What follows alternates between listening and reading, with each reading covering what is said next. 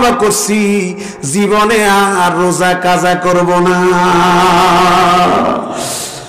قال أبو هريرة رضي الله تعالى عنه, আল্লাহর নবীর জলিলুল কদর সাহাবী কি সুন্দর করে বলেন, قال قال رسول الله صلى الله عليه وسلم من صام رمضان إيمانا واحتسابا غفر له ما تقدم من ذنبه, জোরে বলুন আল্লাহু আকবার।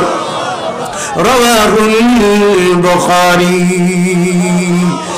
যে ব্যক্তি ঈমান ও ইহতিসাবের সাথে রোজা রাখলো, মা তাকাদ্দামা মিন যামবিহি, আল্লাহর নবী বলেন তার পিছনের গুনাহগুলা আমার আল্লাহ মাফ করে দেন। একসাথে যুবকেরা পিছনে মুখ বন্ধ করে বয়ে রইছো, জবান খুলে সুবহানাল্লাহর আরশটা বাড়ি করে দাও। রোজা রাখতে রাজি আছি? আরো জোরে কোন।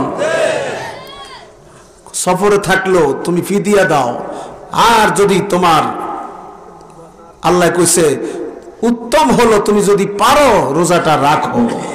কথা বলেন ঠিক কিনা? ইন কুনতুম তা'লামুন, জোরে বলুন সুবহানাল্লাহ। এখন আমরা রোজা রাখবো, সারা মাস রোজা রাখে না, ঈদের দিন সিল্কের পাঞ্জাবি, এরপরে কি কয় ভারতের এই সুতি পাঞ্জাবি পইরা, রং বেরঙ্গের দামি পাঞ্জাবি পইরা সামনের কাতারে, কারণ সামনের কাতারে যদি না যায় নেতা মানুষ, প্রভাবশালী মানুষ আছে কিনা, জোরে কর। একদিন এক নেতারে জিগাইছি, নাম কইতাম না, বড় একটা অনুষ্ঠান ঢাকায়, মন্ত্রী ছিল কয়েকজন, এক মন্ত্রীরই আমি জিগাইছি, আপনি তো অসুস্থ, রোজা তো রাখতে পারেন না। হুজুর কেমনে কইলেন? আসলে আমি রোজা রাখতে পারি নাই। আমার কাছে কইছে, নাম কমো না, কারণ ক্রিটিসাইজ করা অসুস্থ থাকতে পারে, ঠিক কিনা? আবার অনেকে দেখবেন ইচ্ছাকৃতভাবে রোজা রাখে না, কিন্তু ইফতার মাহফিলে হ্যাঁ প্রধান আছে কিনা। এখন মনে করেন নেতা ফেতা ডাইনা আছে আমার ভাই, কি বলে, আমি কেউ ক্রিটিসাইজ করে কই নাই। যারা রোজা রাখবে তারা সওয়াব পাবে, ঠিক কিনা? আর এক হাদিসের মধ্যে আল্লাহ রাব্বুল আলামিন বলেন, আল্লাহর নবী বলতেছেন যে তুমি ঈমানদার মুসলমান দাবি কইরা তুমি রোজা রাখলা না, তুমি এদিক ওদিকে সবকিছু করতে পারলা, রোজা রাখলা না, এইরকম মুসলমান, এইরকম বান্দা আমার দরকার নাই। সে রোজা রাখলো না রাখলো এটা আমার দরকার নাই, কারণ তুমি মিথ্যা কথা বলবা দিনে 70টা 100টা মিথ্যা কথা আছে কিনা। তো এইরকম বান্দা যদি রোজা রাখে, আল্লাহকে আমার এরকম রোজাদার বান্দার দরকার নাই। এখন কোন রোজার দিনে আমরা রোজা রাখবো? যদি কোনো অসুস্থ না থাকি, একবারে ডাক্তারের একবারে প্রেসক্রিপশন ছাড়া যদি কেউ থাকেন, তাহলে আপনারা সবাই রোজা রাখবেন। রাজি আছেন? আরো জোরে কোন। আর একটা কথা, মা বোনেরা পর্দায় চলবেন, পর্দায় যত বেশি থাকবেন তত নিরাপদ থাকবেন। একবারে ক্লাস 5 এর ছাত্রী যদি থাকে, সেও বোরকা পড়তে হবে, ঠিক কিনা?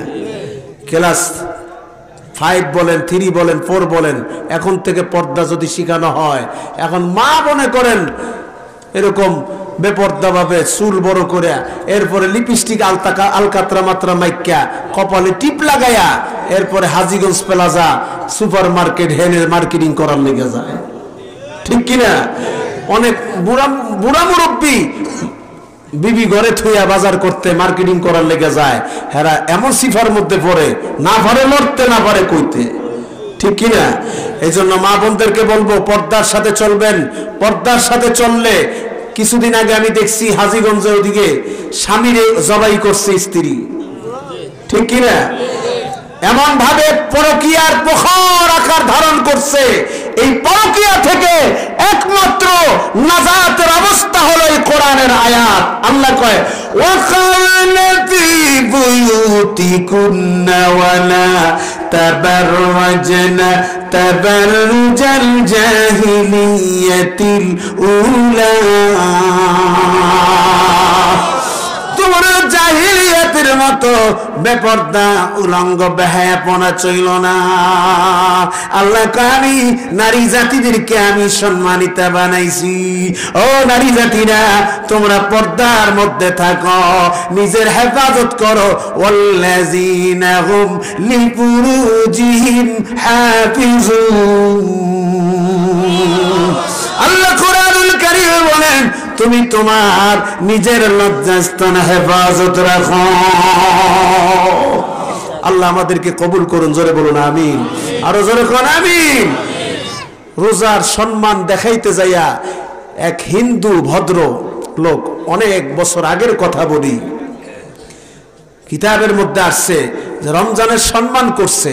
কি সম্মান? রমজানের সম্মান করছে। এই জন্য মারা যাওয়ার পরে আগুনে পোড়া দেয় তাদের ধর্ম, ঠিক কিনা? কিন্তু মাথা পুড়ে না, শরীরের একটা পশম পর্যন্ত পড়তে পারে নাই। সুবহানাল্লাহ এখনো বলে না। জিজ্ঞাসা করা হইল কি ব্যাপার, তোমরা যে পোড়া দিলা পুড়লো না, কারণটা কি? এবার বলে আমার বাবা রমজানে মুসলমানের সঙ্গে এমন সম্মান ব্যক্তিত্ববোধ বজায় রাখতো, রোজার দিনে খাইতো না, রাত্রে খাইতো, কিন্তু আমাদের ধর্মে রোজা টোজা কিছু নাই, কিন্তু আমার বাবা সম্মান করত। আর মুসলমানের ঘরের সন্তান মুসলমান, লজ্জা শরম নাই, মুরব্বীদের সামনে রোজাদারের সামনে বিড়ি খায়, চা খায়, আড্ডা দেয়, আবার বড় বড় কথা কয়, ঠিক কিনা? এগুলারে কি কয় আমাদের দেশে? চোরের মার বড় গলা। কথা বলেন ঠিক কিনা? এজন্য যদি লজ্জা শরম থাকে, এইবার রমজানে আর কোনদিন রোজাদারের সামনে রোজার দিনে পানাহার করবা না। রাজি আছি তো? আল্লাহ আমাদেরকে তৌফিক দেখ, জোরে কোন আমিন।